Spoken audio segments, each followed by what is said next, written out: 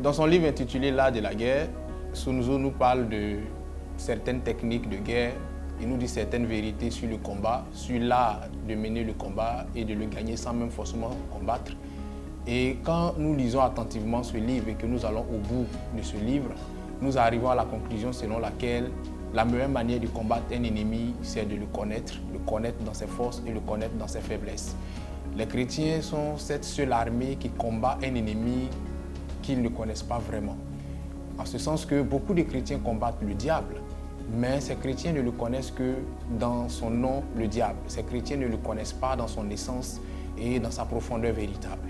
Aujourd'hui, à travers Côte de Vie, nous nous efforcerons à la lumière de la parole de Dieu de vous lever un certain point de voile sur le diable, de vous dire qui il est, selon la maturité spirituelle de tout un chacun, sans choquer qui que ce soit. Nous vous apporterons des éléments en ce qui concerne le diable afin que vous puissiez mieux le combattre. Asseyez-vous bien, bienvenue à Côte de Vie. Shalom chez vous. Je prie vraiment que le Seigneur dispose l'esprit de tout un chacun à entendre et à comprendre ce qui se dira ce soir à travers sa parole et à travers Côte de Vie. Sans plus tarder, nous allons lire de la parole de Dieu. Ézéchiel, le chapitre 28, versets 11 à 19. C'est un passage assez long, mais je m'efforcerai de le lire pour que chacun soit au même niveau d'information. Ézéchiel 28, 11 à 19, la Bible déclare: « La parole de l'Éternel me fut adressée en ces termes. Fils de l'homme, prononce une complainte sur le roi de Tyr et de Sidon, et tu diras: Ainsi parle le Seigneur, l'Éternel. Tu mettais le sceau à la perfection. Tu étais plein de sagesse, parfait en beauté. Tu étais en Éden, le jardin des dieux. Tu étais couvert de toute espèce de pierres précieuses, de sardoine, de topaze, de diamant, de chrysolite, d'onyx, de jaspe, de saphir, d'escarboucle, d'émeraude et d'or. Tes tambourins et tes flûtes étaient à ton service, préparés pour le jour où tu fus créé. Tu étais un chérubin protecteur, aux ailes déployées. Je t'avais placé et tu étais sur la haute montagne des dieux. Tu marchais au milieu des pierres étincelantes. Tu as été intègre dans tes voies, depuis le jour où tu fus créé jusqu'à celui où l'iniquité a été trouvée chez toi. Par la grandeur de ton commerce, tu as été rempli de violence et tu as péché. Je te précipite de la montagne des dieux et je te fais disparaître, chérubin protecteur, du milieu des pierres étincelantes. Ton cœur s'est élevé à cause de ta beauté. Tu as corrompu ta sagesse par ton éclat. Je te jette par terre. Je te livre en spectacle au roi. Par la multitude de tes iniquités, par l'injustice de ton commerce, tu as profané tes sanctuaires. Je fais sortir du milieu de toi un feu qui te dévore. Je te réduis en cendres sur la terre, aux yeux de tous ceux qui te regardent. Tous ceux qui te connaissent parmi les peuples sont dans la stupeur à cause de toi. Tu es réduit au néant, tu ne seras plus jamais le même. Amen. Ce passage d'Ézéchiel 28, selon certains théologiens, aurait dû être Genèse 1, parce que selon eux, ce passage détermine le commencement de toutes choses. Ce passage retrace l'origine véritable de l'histoire. Lorsque vous lisez ce passage d'Ézéchiel 28, il met en lumière le premier jardin d'Éden. En vérité, dans la Bible, il y a deux jardins d'Éden. Le premier jardin d'Éden, comme je l'ai dit tantôt, est manifesté dans Ézéchiel 28 à partir du verset 11. Et ce jardin d'Éden n'était pas un jardin terrestre, c'était un jardin céleste, en ce sens qu'il se retrouvait dans les cieux. Vous savez, en spiritualité, il y a ce qu'on appelle la loi de la correspondance. Et la loi de la correspondance dit que tout ce qui est représenté dans les cieux est aussi représenté sur la terre. Et donc, le premier jardin d'Éden est ce jardin d'Éden céleste où le diable était sous forme de chérubin. C'était un chérubin protecteur aux ailes déployées.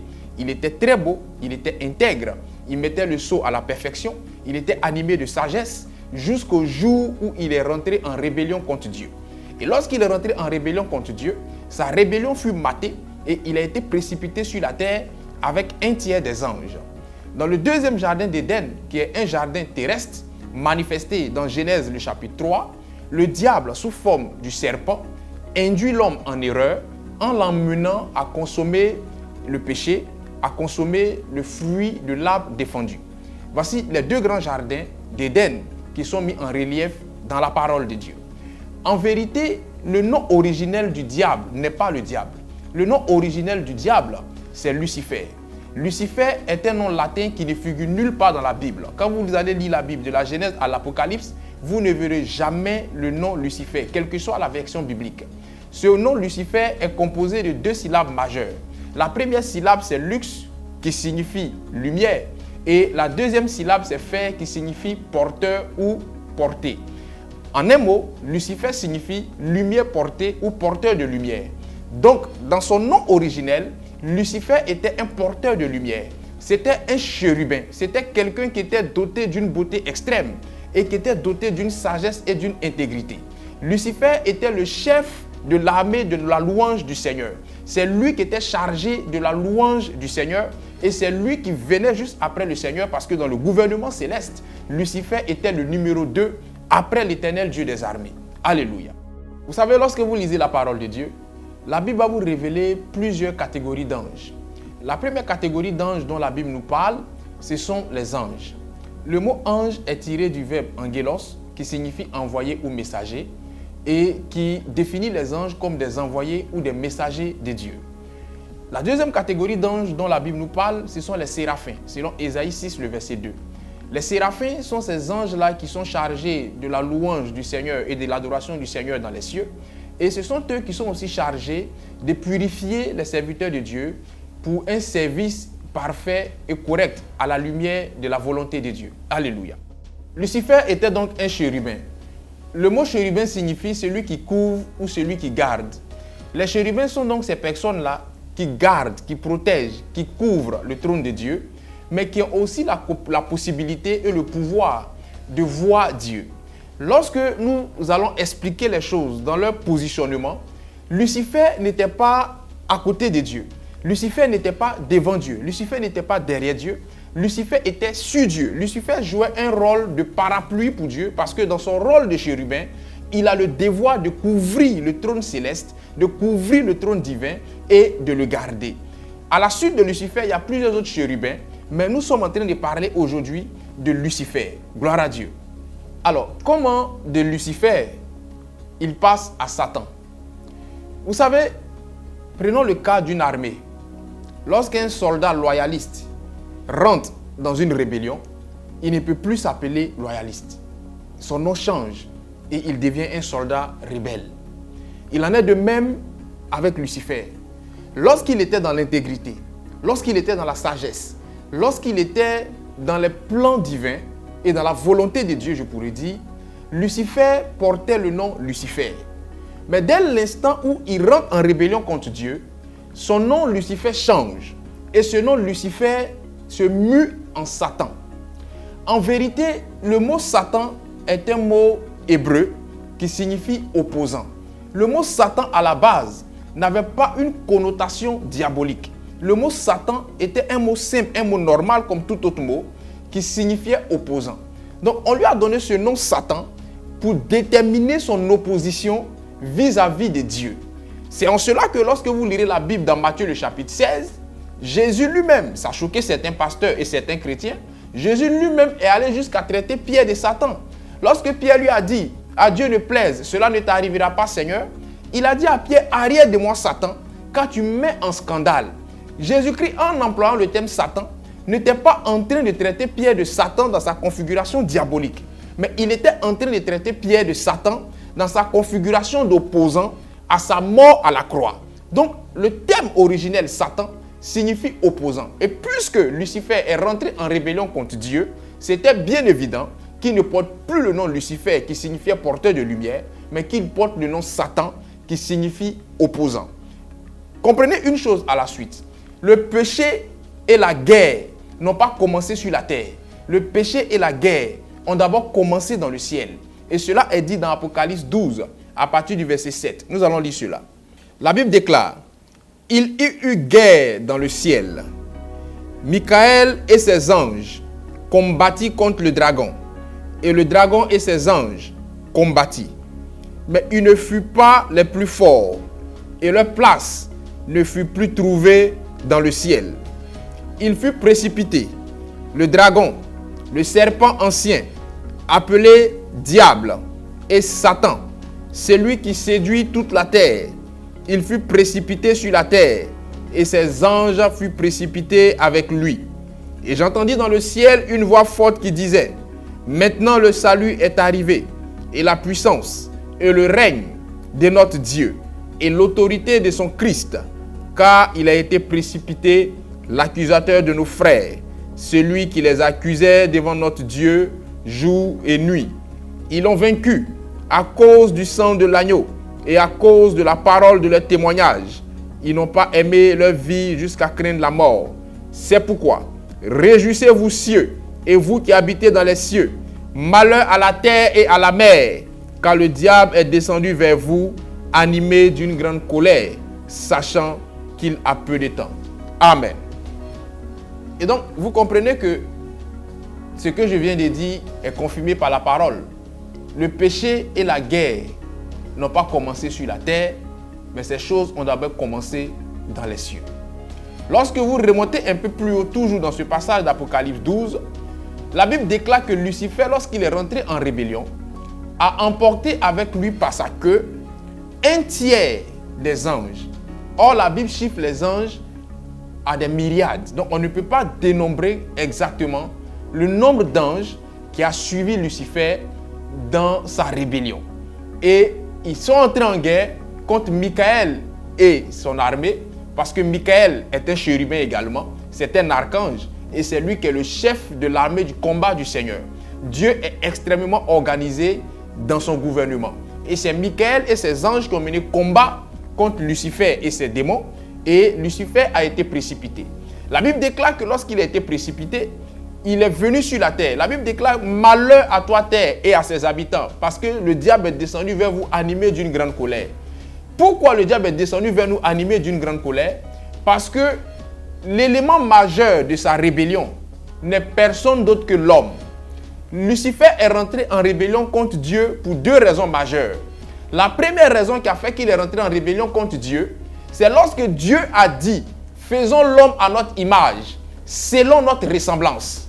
Lucifer n'a pas aimé cela. Pourquoi? Parce que les anges, les séraphins, les chérubins et quelques catégories d'anges que vous pouvez connaître, ces anges-là ne sont pas à l'image de Dieu. Ces anges-là ne sont pas à la ressemblance de Dieu.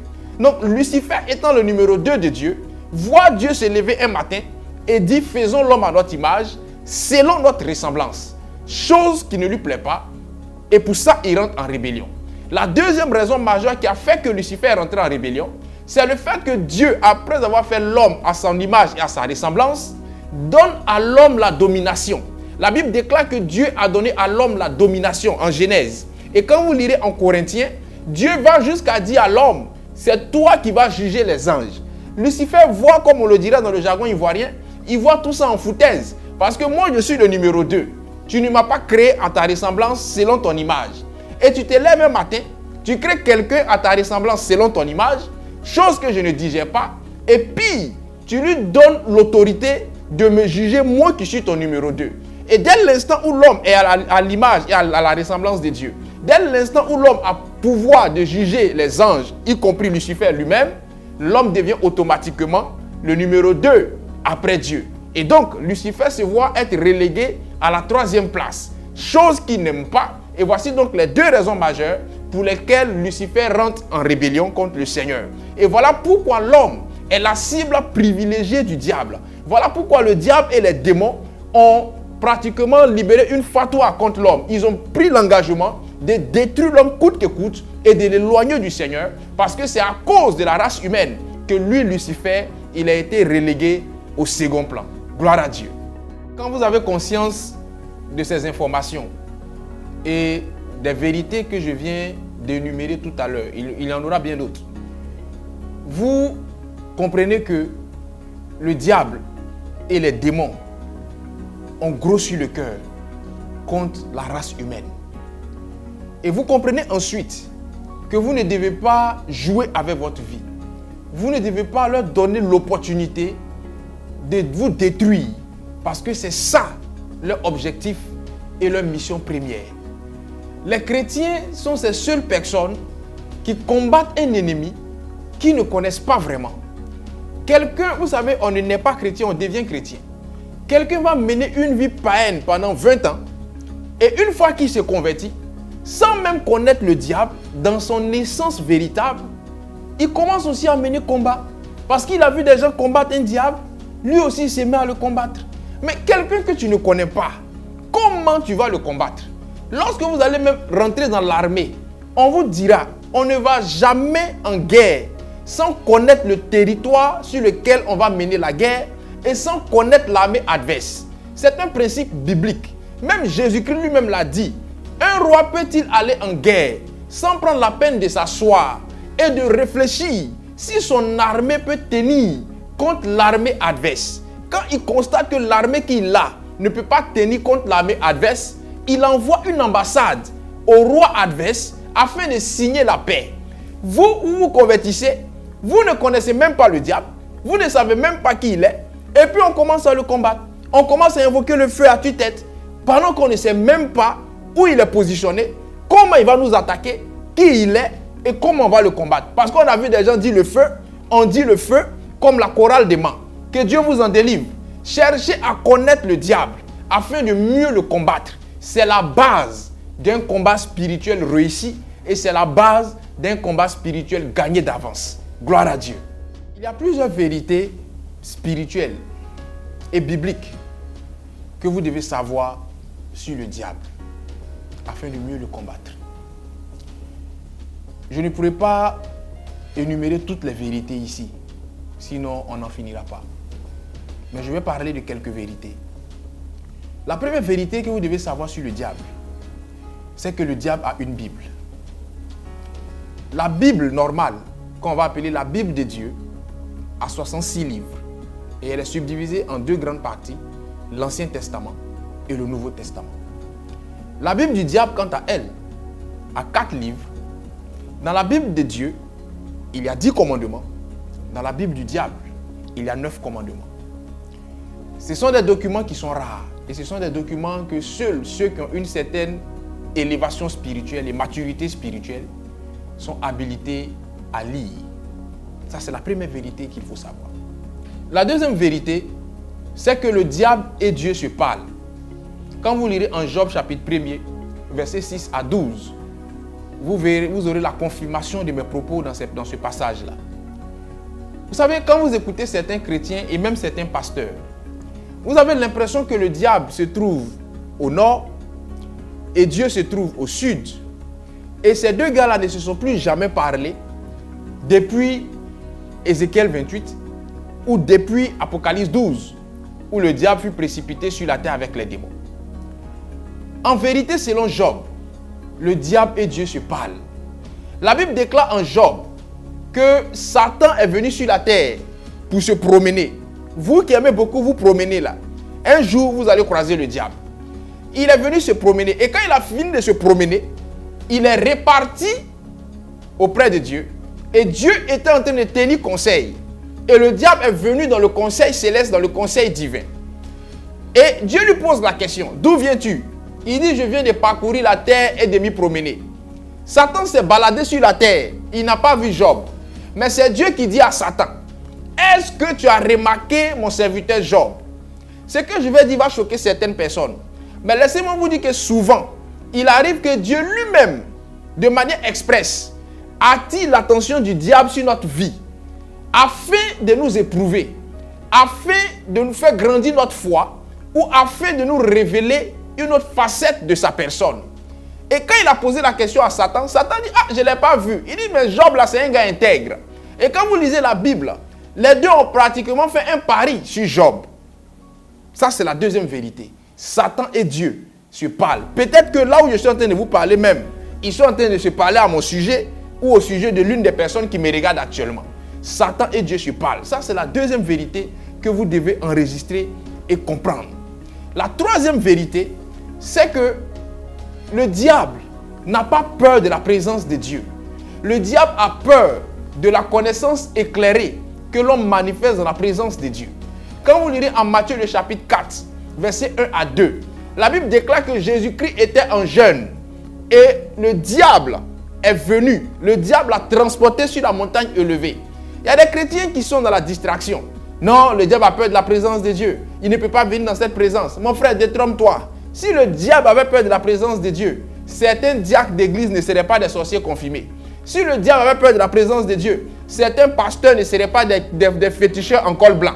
Le diable n'a pas peur de la présence de Dieu. Le diable a peur de la connaissance éclairée qui est manifestée dans la présence de Dieu.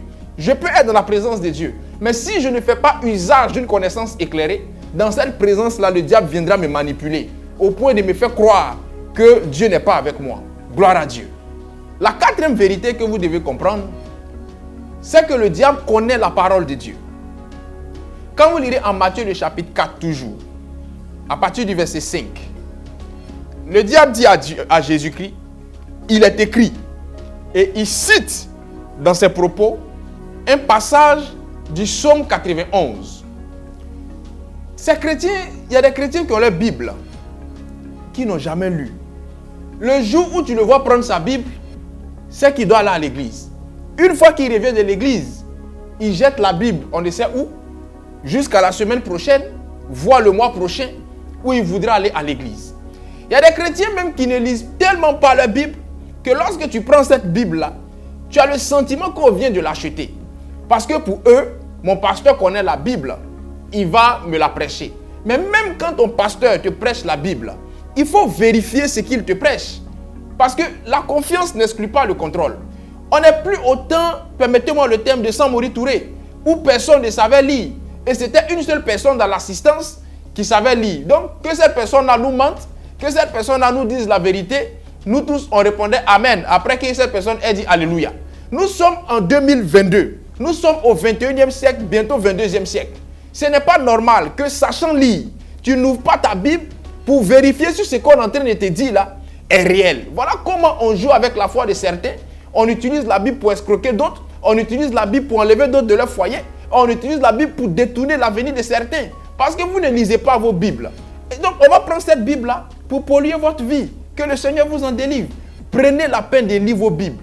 Prenez la peine de vérifier tout ce qu'on vous dit. Même ce que je vous dis ici. Les versets que je donne. Prenez la peine de les vérifier. De les lire avec moi. Pour comprendre ce que je suis en train de vous dire. C'est très, très, très important. Gloire à Dieu. La cinquième vérité que vous devez comprendre, c'est que les démons croient en Dieu. Jacques chapitre 2, verset 19. La Bible déclare que les démons croient en Dieu. Vous savez, il y a des choses que les hommes font que les démons eux-mêmes ne font pas. Il y a des choses que les hommes font que le diable lui-même n'a pas dans le catalogue des péchés qu'il a conservé quelque part auprès de lui. Souvent, il y a des agissements que les hommes ont. Le diable et les démons eux-mêmes sont étonnés. Et ils vont souvent me demander à Dieu, mais qui a enseigné ces choses-là à ces gars-là? Parce que nous, on ne les comprend pas. Les démons eux-mêmes croient en Dieu. C'est toi un homme qui va dire que Dieu n'existe pas au point de ne pas croire en lui. Mais c'est que toi, tu as dépassé les démons. Parce que les démons eux-mêmes là, ils croient en Dieu.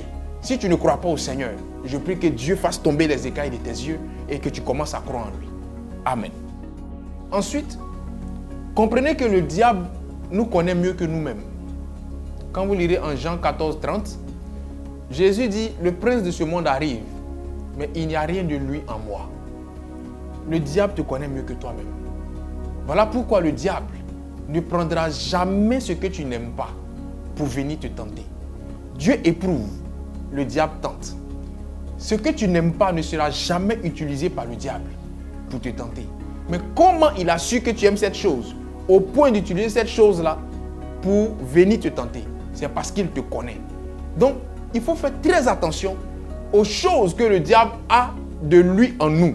Si nous avons des choses du diable en nous, prions le Seigneur afin que l'influence de ces choses soit amoindrie sur nous-mêmes.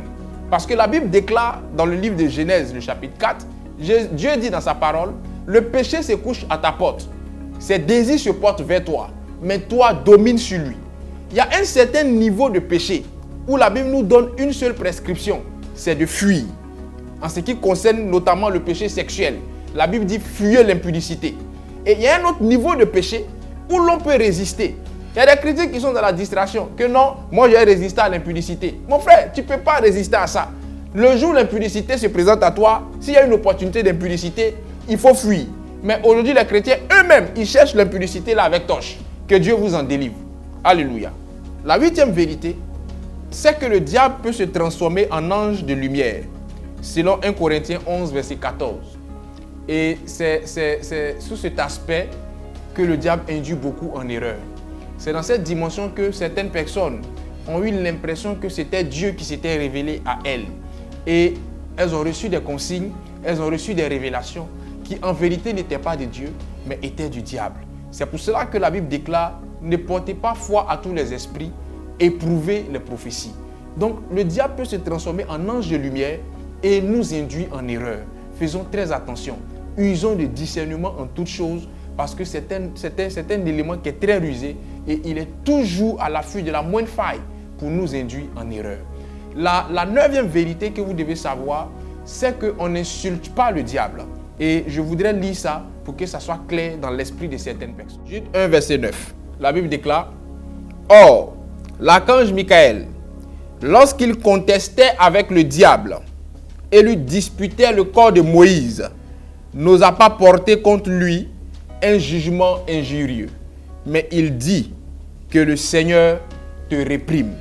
Amen. » Vous savez, je peux comprendre votre colère. Je peux comprendre votre aigreur vis-à-vis du diable. Mais la Bible nous dit de ne pas injurier le diable. Il y a des chrétiens qui en ont tellement sur le cœur après le diable que lorsqu'on donne le top départ pour un combat spirituel, c'est un festival d'injures à l'encontre du diable. Mon frère, je sais que tu lui en veux parce que la malédiction et bien d'autres situations qui sont de son fait t'ont maintenu dans un retard qui ne dit pas son nom. Mais quelle que soit la dimension du combat, quelle que soit l'intensité du combat spirituel, garde-toi d'insulter le diable. Ça, c'est la 9e vérité que tu dois comprendre. La 10e vérité que tu dois comprendre, c'est qu'on combat le diable avec les armes spirituellement et bibliquement conventionnelles. Quand vous allez lire en Éphésiens 6, la Bible nous donne la liste des armes conventionnelles. Il y a des chrétiens, encore comme je l'ai dit tout à l'heure, qui sont tellement aigris contre le diable que lorsqu'on donne le top départ du combat spirituel, tu vas entendre ces chrétiens-là user de certaines armes qui ne sont pas spirituellement et bibliquement conventionnelles. Vous savez, en temps de guerre, il y a des armes dont l'usage est autorisé et il y a des armes dont l'usage n'est pas autorisé. Il y a des guerres où on interdit l'utilisation de l'arme chimique, de l'arme atomique. Tu peux utiliser le fusil, tu peux utiliser la Kalachnikov, mais tu ne peux pas utiliser l'arme atomique parce que dans les règles de cette guerre, on ne doit pas utiliser ce type d'arme. Il en est de même dans le combat spirituel. Il y a des chirurgiens spirituels parmi vous, des gens qui font le combat spirituel et qui vont prendre la seringue de Dieu. Je prends la seringue de Dieu, je prends 10 litres du sang de Dieu et je t'injecte toi le diable ou je t'injecte toi le démon. Il y a des menuisiers spirituels parmi vous, des gens qui ont des scies, qui ont des machettes pour pouvoir taillader le diable. Mais depuis quand vous avez lu ça dans les armes spirituelles, la Bible n'a jamais parlé de seringues spirituelles. La Bible n'a jamais parlé de scies spirituelles. La Bible n'a jamais parlé de dabas spirituels. La Bible a cité un certain nombre d'armes que vous devez utiliser pour combattre le diable. Rien d'autre que ça. Et c'est à ce niveau que les démons et le diable lui-même jouent avec vous. Quand vous utilisez ces choses, notamment en démonologie pour ceux qui font la délivrance, le diable voit que vous ne connaissez même pas la parole. Il voit que vous ne connaissez même pas la Bible. Et il fait une simulation afin de vous endormir. Combattez le diable avec les armes conventionnelles. Ça va vous aider. Gloire à Dieu. La dernière vérité que je voudrais partager avec vous, c'est que le diable n'a pas droit à la repentance et le diable n'a pas droit à la conversion. Vous savez, c'est le diable qui donne à Dieu son droit légal d'exister. Et c'est Dieu qui donne aussi au diable son droit légal d'exister. C'est la maladie qui donne au médecin son droit légal d'exister. C'est le voleur qui donne au policier son droit légal d'exister. Il y a des églises qui vont se vider le jour où le diable fera un communiqué à la télévision pour dire qu'il n'est plus le diable. Il y a beaucoup parmi vous qui vont à l'église justement à cause du diable. Ce sont des choses qui paraissent choquantes mais qui sont établies. Il n'y a pas de repentance pour le diable. Il il n'y a pas de conversion pour le diable. Certaines personnes vont jusqu'à dire, au lieu de le combattre, prions qu'il se convertisse pour que nous tous on ait la paix. Il ne peut pas se convertir. C'est déjà établi comme ça. La Bible déclare que l'enfer, en Matthieu 25, la Bible déclare que l'enfer est déjà prédestiné pour lui. L'enfer est déjà réservé pour lui et les démons. Donc lui et les démons ne veulent pas se retrouver en enfer. Eux, ils savent qu'ils sont déjà condamnés. Mais ils ne veulent pas se retrouver seuls en enfer. Voilà pourquoi ils mettent toutes sortes de stratégies sur pied afin d'enrôler le maximum d'hommes pour que eux et les hommes puissent être là-bas en enfer. Donc comprenez qu'il n'y a pas de repentance et il n'y a pas de conversion pour le diable. Même si tu veux, il faut faire 40 jours de jeûne pour que le diable se convertisse, c'est peine perdue. Même si tu veux, il faut faire 4 heures de prière pour qu'il vienne à la repentance, c'est peine perdue. Parce qu'il ne fera jamais cela. Alléluia. Voici donc ce que nous pouvons dire sur Lucifer, sur le diable. On ne pourra pas tout dire ici. Je vous donne l'occasion de lire vos Bibles. Je vous exhorte à faire vos recherches à la lumière de la parole de Dieu, afin de mieux connaître le diable, pour mieux le combattre. Que la grâce de Dieu soit sur vous et que le Seigneur vous bénisse. Et que le Seigneur, par-dessus tout, protège vos familles de tous les assauts des ténèbres. Shalom chez vous.